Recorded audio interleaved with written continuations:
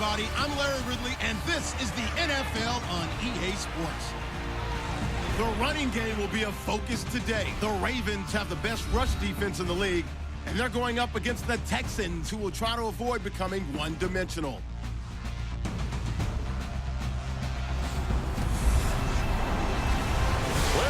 Coming to you from the heart of Baltimore, nestled between Russell Street and I-395, we're at M&T Bank Stadium.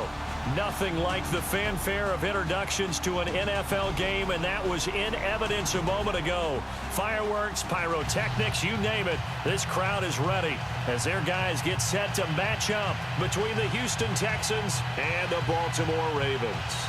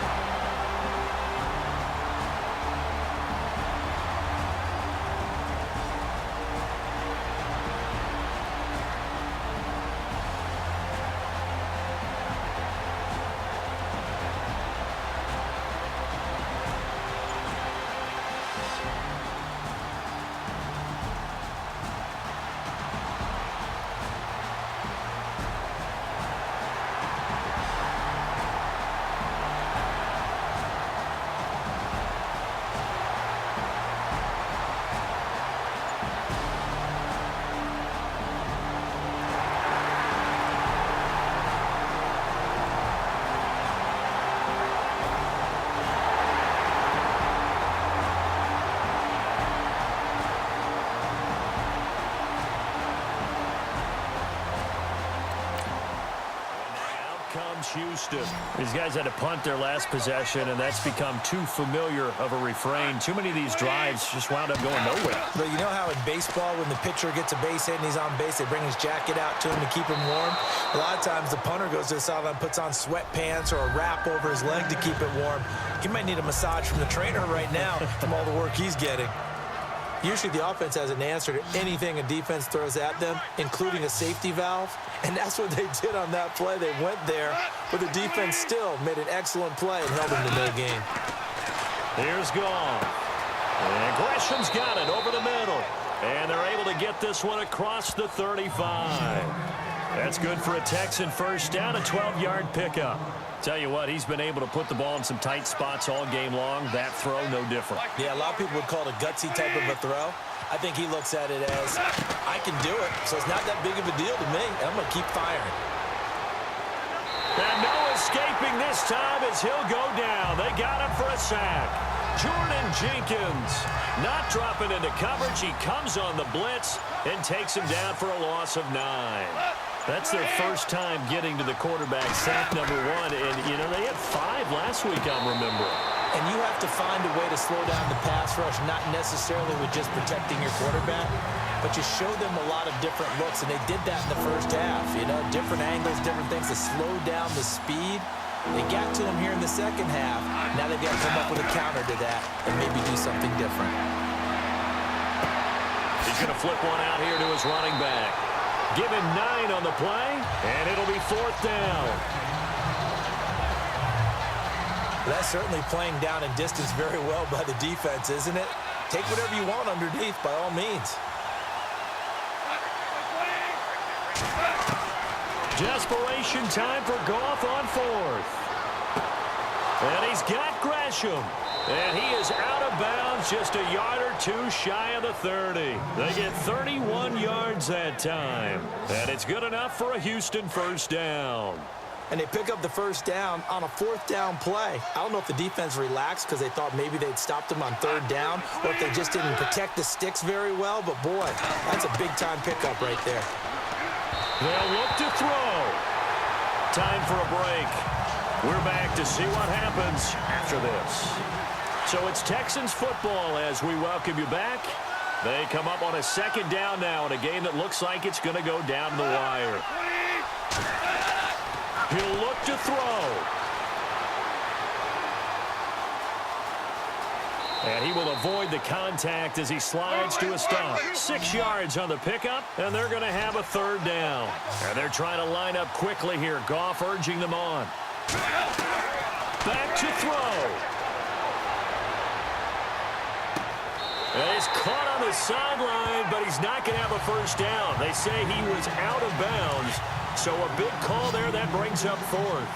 So this defense, they looked a little shaky to start the drive, but bottom line, they're a play away from finishing it off. They rocked them a little bit on this drive, didn't they? But as you and I both know, it's not how you start, it's how you finish. They have a chance to end it right here. It'll go as a gain of 9, and the Texans are going to have a first. Back to throw. Caught right side, Gresham. And he'll get him inside the 15 down to the 14-yard line.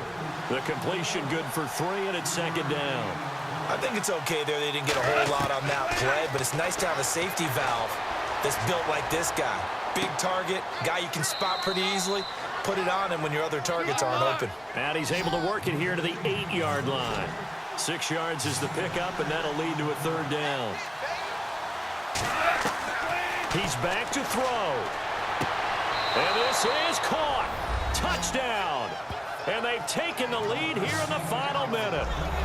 Wow, I know it's a never-say-never situation, but to me, that looks like that's the one that's going to finish them off. The score that puts them in front here late, but now you got to rally your kick team, don't you, and say the last thing we need is a big return. And what happens is guys get overeager, get out of their lane because they're so excited they want to make the last tackle. You mess up, could come back at you a long way. That'll be taken in the end zone. And with time a factor here late, he'll just take a knee and they'll put it out to the 25. And now Baltimore gets set to take the field. They're only in need of a field goal, a decent amount of time on the clock. So Tell me if I'm wrong. You don't have to be too panicked here. No, not at all. I agree with you. And this is where your preparation and your confidence comes into play. They've worked on these situations. Yeah, they practice this all the time, They practice it all the time. They know what they want to get done. And in a lot of cases, the great competitors, they love this situation. They think they can go ahead and get it done. They practiced it. We'll see if practice makes perfect.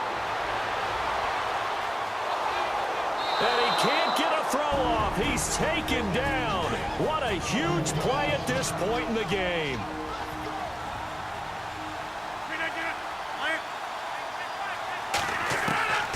Rodgers to throw. And this one incomplete. So the clock stopped now with 20 seconds remaining. There have been quite a few plays they might look back on and say, we really have hurt ourselves, and that was another example. And this is late game execution. Everything on the line, so it all has to come together properly. The throw's made. Where's the catch? Got to catch in that spot. And he'll slide down to avoid the contact. The Ravens going to use the second of their timeouts as they'll stop the clock with 12 seconds to go in the football game. Now Rodgers got to have this one. Incomplete, and we're down to 8 seconds now. They had to go for it with such little time remaining, and the Texans are going to win the football game. So they'd converted their first 2 fourth down attempts, not there. Now they're 2 for 3. You think maybe the offense coordinator expended a little capital on that one? You know, when you're 2 for 2, you can lobby for that third one, right? Didn't get it there. Maybe now the head coach might not be so eager to go for it as we go forward.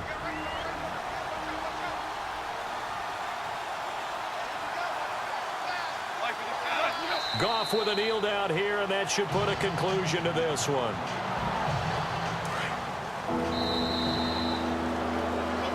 Well, I know at points of this when you wanted to close your eyes because of all the points that were being put on the scoreboard, your defensive guy, but it was a fun little track meet, wasn't it? It was, and you know the people really enjoyed this game? They're the ones that like going to batting practice at the Major League Baseball parks, right? Seeing the 14-11 game, that sort of deal, that's right up their alley with what we saw in this one. So for Houston, the win form is number 6 on the year. And they'll get another road date next week as their opponents will be the Tennessee Titans. Meanwhile, for the Ravens, they go down to defeat for just the second time in 11 games so far. And they'll get a home date next week against the Detroit Lions.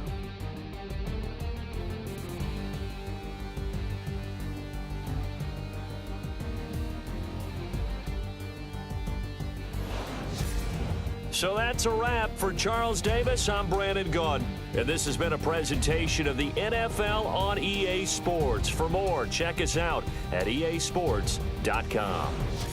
From Baltimore, good night, everybody.